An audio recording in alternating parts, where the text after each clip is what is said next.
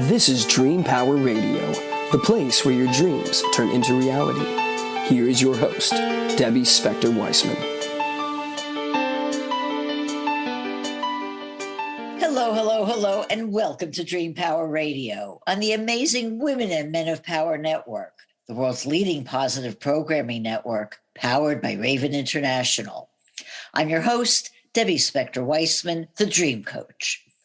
This is a show where we talk about dreams, both daytime and nighttime dreams, and how you can use them to make the internal shift to a life you love and rediscover the truth of who you really are. Here's a quote for you to ponder. Dreaming is the magical wellspring of the soul's vitality. Mm-hmm. Does that bring up anything for you? Well, it certainly makes a lot of sense to me. I mean, dreams are the way we access our innermost thoughts and beliefs. And you can certainly say that there's a little bit of magic to it. I mean, 1 minute we're awake and living our rational daily lives. And then we fall asleep and enter this wondrous world where literally anything can happen, and often does. The author of that quote, Walter Berry, I'm happy to say, is back to give his insights into his magical world of dreams. I've had Walter on this program before, but that was before he came out with his long-awaited book, Drawn into the Dream. Now that it's out and I've had a chance to really digest it, I fully encourage all of you to get your hands on it as fast as you can. It's one of the most entertaining and informative books on dreams I've read in a long time. And I'm excited to talk about it with Walter. So let's not waste any more time. Let's begin. Welcome to Dream Power Radio, Walter. Thank you for having me. I love being here with you. You're amazing. Oh, thank you. Thank you. Well, Walter, the subtitle of your book is how drawing your dreams could take you to the land of Oz. Mm-hmm. Well, as the Wizard of Oz, tell me, what is so awful about dreams? Dreams are completely full of awe, of course. Awe is that wondrous state where you feel smaller than everything else. It's this, like when you're standing in front of some giant outdoor thing like the Grand Canyon or something, and you get this sense of awe. Or even sometimes people have done it where they do awe walks, where you just go out and you just let things happen, and you're looking at a leaf and something happens to them. The dreams are the same way. They have these incredible images, feelings, emotions, experiences that bring us to a sense of awe if we allow them to. It's an amazing. I love dreams. I know you love dreams. Do you ever feel sorry for people who tell you they don't remember their dreams? Kind of, yeah. And when they ask that, I say, okay, you just have to work at it. It's just like anything else. It's like, I don't know how to get fit. Well, you go to the gym, and the same thing with dreams. You just have to work at it a little bit, Absolutely. Well, you are a visual person, and you wrote this book because you are the person who draws out his dreams. So tell me, what do you get from drawing a dream that you don't get from writing it down?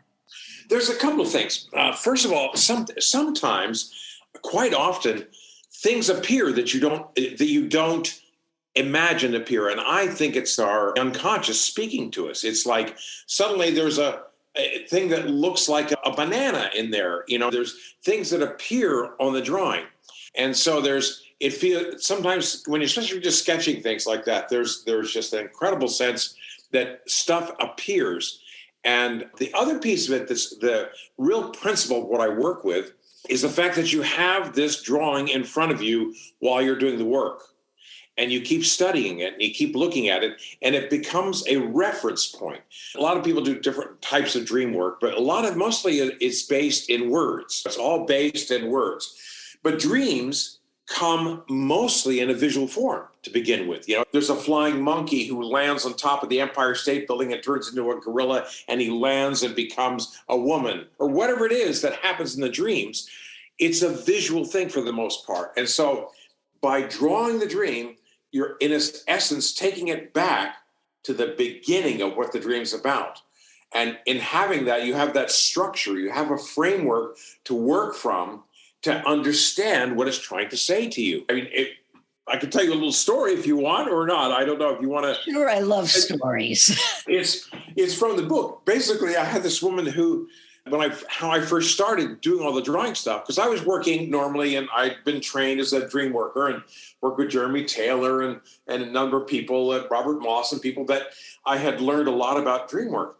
But this woman presented a dream. She goes, okay, so Uncle Harry goes up the stairs, but the brother is packing, and there are porcupines in the dryer and in the washer, but they change into bears, and 6 of the bears get shot by the sheriff who was there to give me a parking ticket. And then there's a fairy that flies across and lands on the mantle, and you go, and I'm like, can you tell me the dream again? She tells me the dream again, and suddenly the bears are alligators and things are all changed again. I didn't know how to deal with the dream.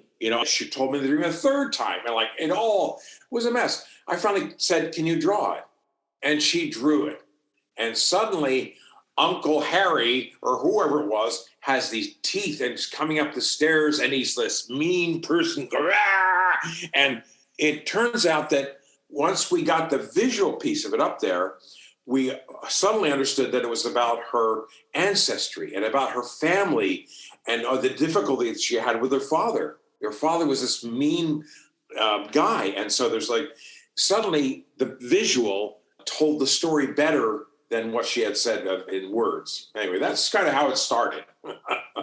And it just went on from there. Oh, yeah. And tell me, what about somebody like me who I do not consider myself an artist in any way, shape, or form? I draw stick figures. I mean, can you get good insights just from stick figures? To tell you the truth, it's better. It's usually better than I have in my dream group and a number of workshops I've done. I have actually world famous artists, not world, but really good artists. And their drawings sometimes are really good, but usually the people that just draw the stick figures, it's much better because it's like being a kid. And what I tell people is just get over it. It's just use stick figures, use a splotch of color. You're trying to tell a story and get over the idea, because we have this idea that we're not artists, and when kids will do it. Kids do it. Kids love drawing their dreams, and it's no problem to them. But we've learned that, so we have that thing. My thought is just get over it and just draw some stick figures and bubbles that say, I am here, or whatever you need to express something. And when you do that, and we put it in front of people and start working it, magic happens. The awe appears. It's amazing. It's amazing. And what if you have a dream and you're not even sure if there are colors in it or what the colors are? Do you encourage a person to put color in when they're drawing it? Yes. I mean, they don't have to. Some people and they draw it with a pencil. Okay, I'll go with that. But I encourage color because, when you do that, it then, the colors can, and I reach over for a color and I'm not sure what to get. I grab a red. And so you can relate it to certain things like certain chakra colors, to passion, to, because colors usually mean something to us. If I'm putting a color on something, first of all, it's because it's a guy with a green face or whatever, it was a monster in the thing. It's realistic, but mostly there's a reaction to the color. Color has meaning. You don't have to, but it's really helpful to have color in the dream or in the drawing. When talking about drawing the dream, you talk about the concept of dream maps. So can you explain what you mean by that and how you use them to work a dream? Oh, absolutely. Basically, it's the actual story of the dream. There's 2 people walking along. They're going up a mountain. So they draw 2 stick figures on a little line that makes a mountain. Then they land in New York City. So you draw little buildings like that. And then, so you have, in a sense, a map where the dreamer has been during the dream. And as you do that, what happens is that it fleshes out, it becomes a story. It becomes a movie, in a sense. And you can go back to any point in the story and look at it and say, well, how difficult was it climbing that mountain? How was it when you came to New York City? So there's a way that the map lays out the journey in the dream. It's not always linear, but it usually shows the journey that happens in the dream. And suddenly things appear, things will start fitting together. So do you find, though, that even if the dream drawing does not have a lot of information on it, that when you talk about it, all the details emerge? Yes. And again, it's not a perfect science. This is all, it's not like people are people and they have their stories and they have their things behind it. And what happens, of course, is that they draw this stuff and I go, okay, well, what does that remind you of? Or what is it about your sister Susan that you drew her 6 times bigger than yourself? I mean, it's like art therapy works this way too, where so it's not a new science, but it's like suddenly my sister I've drawn 6 times bigger than me and she's right next to me. Well, now it's about my relationship to my sister and how I feel about her, and you're looking at that sort of thing. So it's like, did I answer the question? I thought I went off in another direction, didn't I? Huh? Oh, that's okay. That's what dreams do.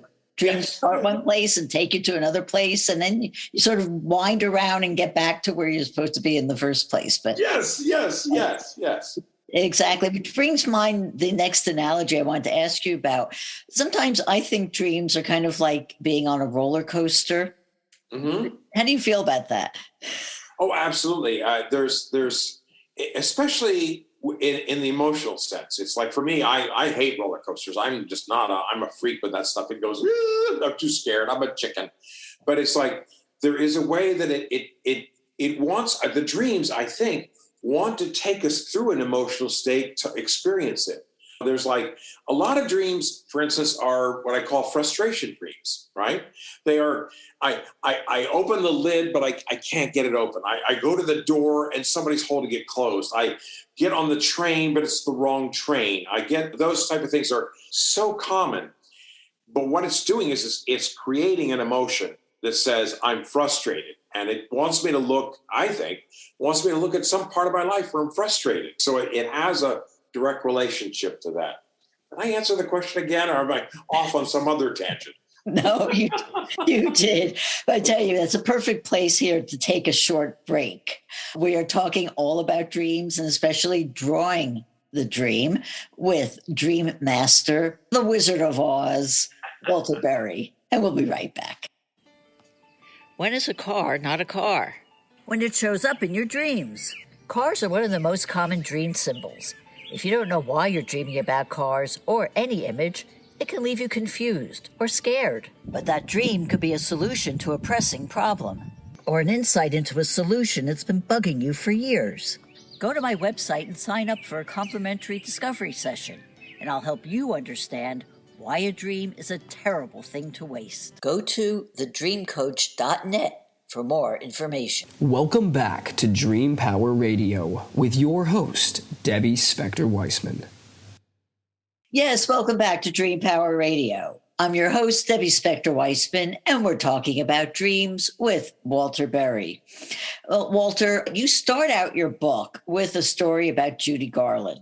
And aside of it reminding me of my own Judy Garland story, it brings up the point about the magic of our brains and how we're able to access things that on the surface might seem out of reach. And while I was reading this, I couldn't help even think of Tony Bennett's last concert with Lady Gaga. Off stage, he was frail, he's very ill, and he couldn't even remember her name. He just had to call her dear or honey because he couldn't remember her name. Mm-hmm. But as soon as he walked on stage, it was like 1990 for him, and he was like the old music master. Mm-hmm. What are your reflections on this and the workings of our brains? Oh, it's absolutely true. I tell the story about Greg Allman in the book, too. I don't know if you read that one or not, but it's where he was completely drugged out and he fell over and he couldn't play or anything else like that. And then suddenly he just sat at the piano and it became perfect. There's a way that is actually the function of what is of the subconscious. It's things that we have lessons, we have things that we've done, like Judy Garland was able to, she had sang these songs with such passion so many times that all she had to do was like get into it and drop into it, and she was there. Same thing with Greg Allman. Suddenly his performance, even though he was drugged out and drunk off his butt, he still was able to do that. And I think it's the same with us. All of us have sort of a reserve that we have of all of the things that are inside of us in our subconscious, the things that we're not always aware of. And those are the things that make us go sometimes and keep us alive and working. And do you find that that's like that for you in terms of dreams? Like when you hear a dream, because you do work with other people, you sort of get into a zone there where you hear the dream and your mind takes off on, your insights on it? Oh, absolutely. Absolutely. It's like, matter of fact, we use in our business, of course, what we call projection, of course, is that we project on the dream. And of course, something happens to me. And that's what I'm always open to. I want to be open to the sense of awe always with dreams. And so somebody brings a story up about a cat or something, and I go, how do I feel about cats? And there's something that happens to me. Suddenly I'm into a dream. I'm remembering a memory or a dream of my own, or my own experience with cats, or whatever it is. And suddenly there's something awesome, there's something cool that happens. There's an intuitive sense that comes. I worked a dream one time in one of the workshops at the IASD, in which this woman, it was a very difficult dream. She drew it all in red and stuff. And I said, I don't know. It was just weird. We couldn't get anywhere with the dream. And I said, you know what? I feel like you're the Wizard of Oz standing behind, pulling the levers. You're not telling us everything that's there. I said, I hate to say that. And she said, the Wizard of Oz, oh my God. Suddenly what happened was, she said, it was all about her mother-in-law who had died. And the only thing that had been left of her was a red shoe in the car. And it was like she bawled, and it was like she had drawn this on the piece of paper, and without even knowing that this is what the dream was about. So things are working underneath all of us, and when we have dreams, it just opens up. There's nothing terribly magic about it. It's actually it's our lives and our stories. We all have a story, and our dreams are part of that story. It's true, but so many of us, don't want to acknowledge them.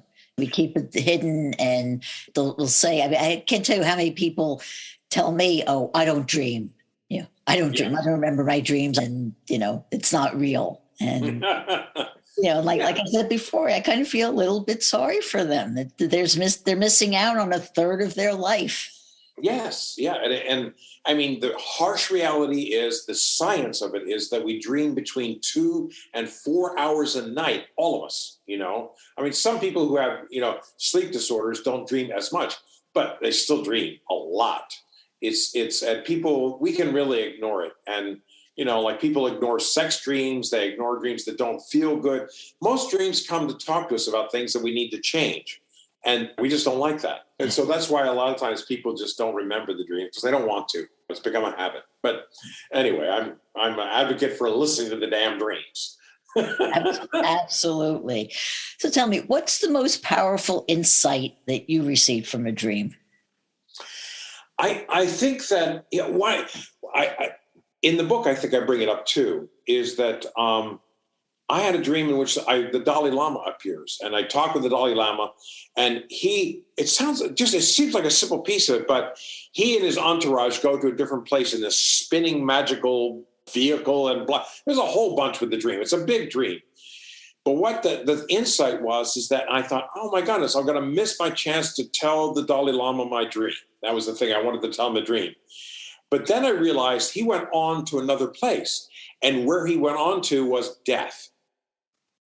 And I went, oh, but then I realized that I could still go there and tell him my dream. And in the process of that, there was this magical, doesn't seem important, but I realized that death is just another place.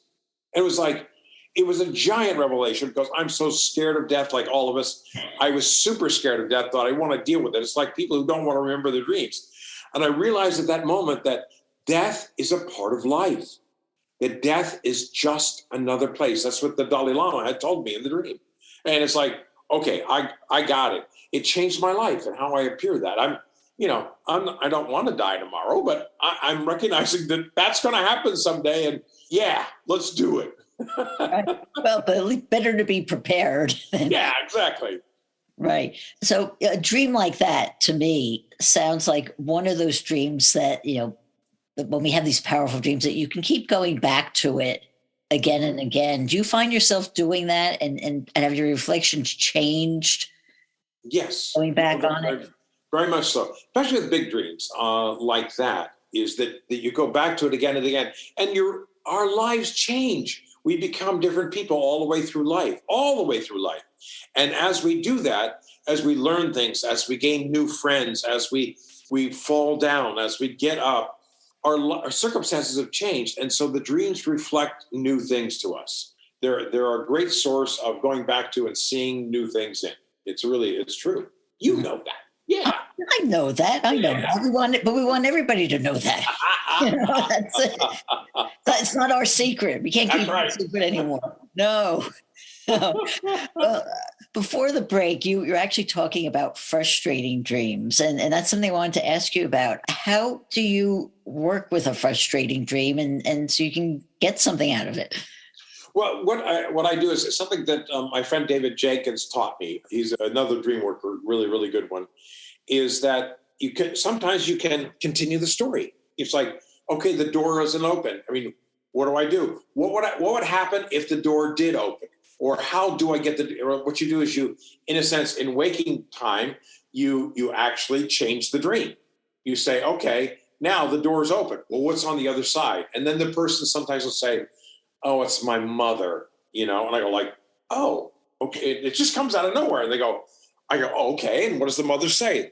The mother says, I'm disappointed in you again. I never liked you. You were not as good as a sister, and blah, blah, blah, blah. And it's like, now she's made this stuff up, but there's a way that projection, that little shift says, oh, so you're frustrated about your existence with your mother, about your relationship to her. So it's one way that you can work with a dream is to say, what happens next, or how do we get rid of this frustration, or maybe we just stay in this place, whatever it is. Let's address the frustration and see if it relates to something in our own life, and it does sometimes. Sometimes, yeah. Yeah. When you talked about recrafting or working on the dream in your waking time, and another place where can be very effective is when we're dealing with nightmares. Oh, yes. So, yeah. So tell me, how do we know when to do that and make up a continuation of the story of the dream? When do we know when it's a good thing to do that, or to just leave the dream the way it is? Yeah, that's a really interesting place. There's some very particular things like with PTSD that it's a whole different thing, that it becomes a therapeutic thing that needs to be dealt with in a different way. But for the most part, nightmares are incredible stories that don't have an ending. Usually what happens is we wake up when somebody stabs me in the chest and I go, ah, and I wake up. Or a grenade falls and lands and it blows up and I wake up. Well, what that is an unfinished dream. So it almost, again, it's that method where I just go, well, okay, if what happens next, he stabs me, then what do I do? Do I pull the knife out and stab him, or whatever they want to make up? But the nightmare, in a sense, there are modalities which they use this dream rehearsal therapy, where you can actually talk about the dream in waking life and say, okay, instead of as the guy reaches with a knife and to plunge it in me, I grab his hand and I pull it out of it. Simple like that. If you do that in waking life, sometimes the nightmare will disappear. Because sometimes it depends on whether there's also repetitive nightmare. There's a whole bunch of areas like this. But with a nightmare, for me, to draw it, and have that guy with a hand with a knife up in the air, and then to talk about it, and then maybe draw something, a new drawing of it, or whatever you want to do. But it's basically, it is a dream that is not finished. Nightmares are uncompleted dreams a lot of times. So when you're drawing a nightmare, do you draw it before you work on finishing it, or after? Yeah, before. Usually when I work in a group, not necessarily with a single person, but with a group, I actually put the drawing away. They have them draw it first. Just draw your dream, whatever it is. They tell the dream, the nightmare, and we hear it, and then we put the drawing up and we go, oh, and then we tell it again. So now we're into the story. We're into it. It's not just like, I'm going to tell you my nightmare and then I'm going to be upset. It's going to be, I'm going to tell my nightmare. I'm going to show my nightmare. I'm going to tell my nightmare again. We're going to get into this thing. We're going to find something in it. It doesn't always resolve. It's not like just a magic bullet, but many times things appear, feelings come out. You get an incredible sense. And I love to change it at the end. I mean, whatever it is, the guy stabs me and I die. Okay. And then what? Oh, I didn't think about that. I go, oh, well, I go to heaven. Okay. What's heaven like?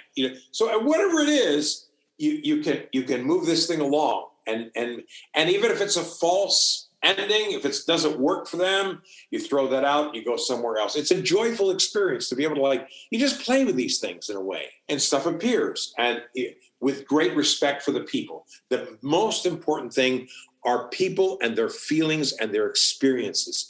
The dream is secondary to that. It's about the dreamer. What are they experiencing? What are they feeling? What are they seeing? What are they understanding? And can I help them? Can I have a sense of awe that I can offer to them somehow, if that makes any sense? Oh, absolutely. And we said before that you've spent many years working with dreamers in groups and helping them with their dreams. How has hearing so many dreams affected your own dreams or your dreaming process? Oh, hugely. Sometimes I actually dream similar dreams to the people that I work the dreams from. And it actually, the reason I love this is it's a voyeuristic sort of thing to be a dream worker, because I actually get into this woman had a dream where she had a black panther that was coming up the side of the mountain, and she said, it's moving and it's looking for me and it's hunting. And I got the movement, the feeling in my body, that I was a panther. And so that goes with me. There's all through the day, I was walking around like a panther. That sounds silly, but it was like, oh, I'm hunting for something. So it has a direct effect on me. And I go, okay, where can I use that in my life? How can I see that? It's somebody else's dream, but it's affecting me. Because I think that's what life is about. It's about sharing. It's about community. It's about empathy. Oh my God, empathy. If I can understand a little bit about what that person and that incredible animal that's inside of her, if I can get a little bit of that, I'm a better person, as she is too. Empathy, sympathy, understanding. It's what life is about. We need to be together, in this world. Absolutely. What would your life be like if you didn't work with dreams? Oh my God, would I be a bore? Yeah, I mean, I came to dreams, not in my 30s or so, and before that, I was just kind of a work-a-bee kind of person, didn't remember any dreams, and yeah, it was boring compared to this. Well, you are certainly not boring anymore, I'll tell you that much. So, Walter, how can people find out more about you and your book and your work? I have a site called drawnintothedream.com. It's the same as the title of the book, drawnintothedream.com, or you can just go to Amazon, buy the book, Drawn into the Dream. And it's available, and it will change your life a little bit, just maybe a little bit. Well, I think it will. I think it will, because it's so fascinating and so well written.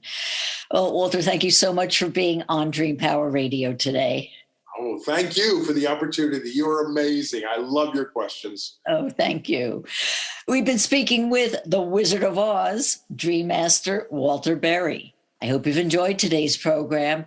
If you have, please tell all your friends, follow me, and write a positive review on your podcast site.